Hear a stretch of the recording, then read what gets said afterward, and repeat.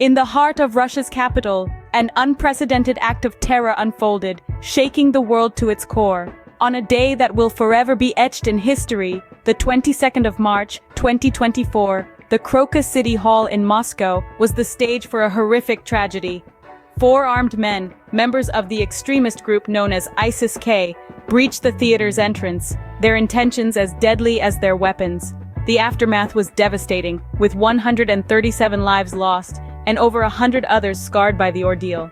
The assailants, hailing from Tajikistan, were apprehended, but the echoes of their actions continue to reverberate across the globe. The involvement of ISIS-K, a group primarily active in Afghanistan and affiliated with ISIS, adds a layer of complexity to this catastrophe, raising questions about their motives and the implications of this attack.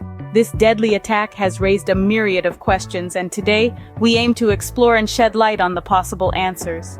To comprehend this horrific incident, understanding who ISIS-K are and their motives is crucial. ISIS-K, or the Islamic State Khorasan province, is an armed group of Sunni Islamist extremists, primarily active in Afghanistan. The group is an offshoot of ISIS, the notorious terrorist organization that wreaked havoc in Syria and Iraq. However, the ambitions of ISIS-K extend beyond the borders of Afghanistan. They aspire to gain control of Khorasan, a historical region encompassing parts of Iran, Afghanistan, Turkmenistan, Pakistan, Tajikistan, and Uzbekistan. Their ultimate goal? To establish a caliphate, a state governed in accordance with Islamic law. The formation of ISIS-K dates back to 2015, when disenchanted members of the Taliban announced their allegiance to ISIS.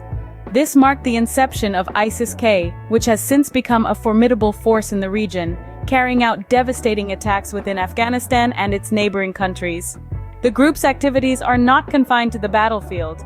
They are also known for their extensive recruitment efforts, propaganda, and their commitment to the ultra-conservative interpretation of Islamic law. Their tactics are violent and brutal, often involving suicide bombings and targeted assassinations. ISIS-K has proven to be resilient, surviving both the downfall of the ISIS Caliphate in the Middle East and the Taliban's takeover of Afghanistan.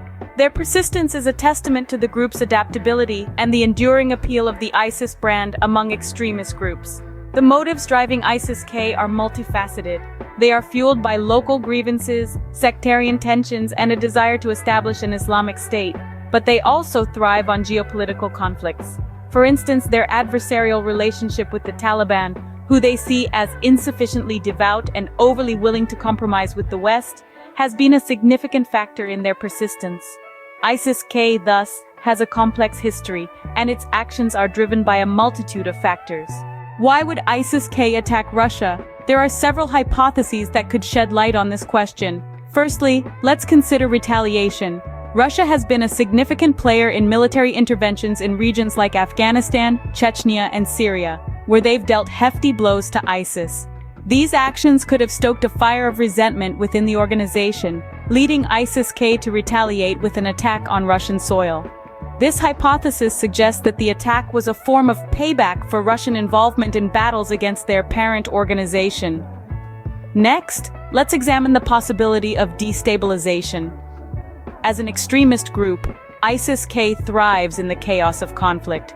By attacking Russia, they may have aimed to further inflame the already volatile Russo-Ukrainian war landscape. This hypothesis posits that ISIS-K is using the attack to sow discord between non-Muslim states or forces, weakening them and paving the way for the expansion of their own influence. Lastly, we have the hypothesis of consolidation and growth. It's no secret that high-impact actions can bolster a group's standing, attracting new followers and increasing their perceived threat level.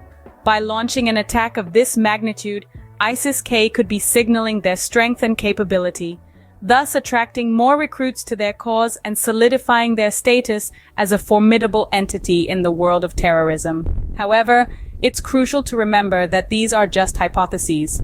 While they offer potential insights into the motivations behind the attack, they are still under investigation. Concrete evidence is needed to substantiate any of these theories. As we delve deeper into these hypotheses, we're reminded of the complexity and nuances of geopolitical conflicts. It's not just about who did what, but also why they did it and what they hope to achieve. Understanding these factors can help us make sense of these tragic events and hopefully work towards preventing them in the future. These hypotheses, while plausible, are still under investigation, and we must await concrete evidence.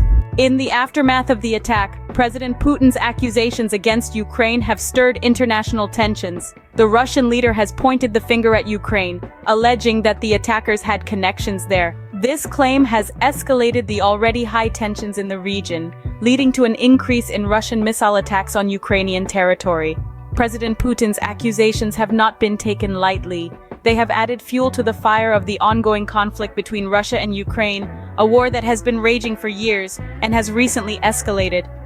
Putin's allegations have been met with vehement denials from both Ukraine and the United States, both asserting that there is no evidence to support the Russian president's claims. Ukraine in particular has been emphatic in its rejection of Putin's allegations. The Ukrainian government dismissed these claims as provocative, stating that they are an attempt by Russia to justify further aggression against Ukraine. The United States has also stood by Ukraine, denying any Ukrainian involvement in the attack and accusing Putin of using the situation for his own political gain. The international community has reacted with alarm to Putin's accusations and the subsequent increase in attacks on Ukraine. The United Nations Security Council and Secretary General have condemned the terrorist attack and called for accountability. They have also urged all parties to exercise restraint and to avoid actions that could further escalate the situation. All these reactions underscore the complexity and volatility of the current geopolitical situation. They reflect the international community's concern over the escalating conflict and its potential for large-scale regional instability. In the midst of these accusations and denials, the truth remains elusive. Investigations into the attack and the alleged involvement of Ukraine are ongoing. As these investigations unfold, the world watches with bated breath, waiting for the truth to emerge from the fog of war and propaganda. The truth behind these accusations is yet to be revealed, and the world watches with bated breath. As investigations continue, the world seeks answers to this appalling act of terror. The attack on Crocus City Hall in Moscow, carried out by ISIS-K, has left the world in shock. A total of 137 lives lost, over 100 injured, and countless others left in grief and despair. This act of terrorism is not just an attack on Russia, but an attack on humanity. We explored the background of ISIS-K, an extremist group primarily active in Afghanistan, seeking to gain control of the Khorasan area and establish a caliphate based on Islamic law. Their violent actions are driven by a complex web of motivations that we can only speculate upon until further evidence emerges.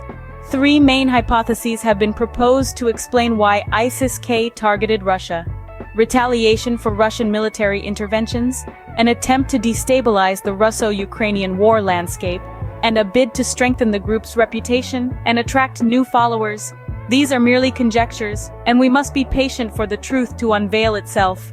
We also examined the accusations from Russian President Putin, alleging Ukraine's involvement in the attack, a claim that has not only been denied by Ukraine, but also the United States.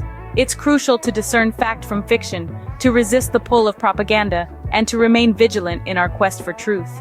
As we await the conclusive results of the ongoing investigations, it's essential to remember the human cost of such horrendous acts, the lives lost, the families shattered, and the communities left in fear. In the face of such tragedy, the world must unite in its fight against terrorism and strive for truth and justice. And there we have it, a look into the recent tragedy that has unfolded in Moscow. As we continue to seek answers, let's not forget the importance of unity, truth, and justice. In times like these, they are our most potent weapons against the forces that seek to divide us. Stay informed, stay vigilant, and most importantly, stay human. Until next time, take care and stay safe.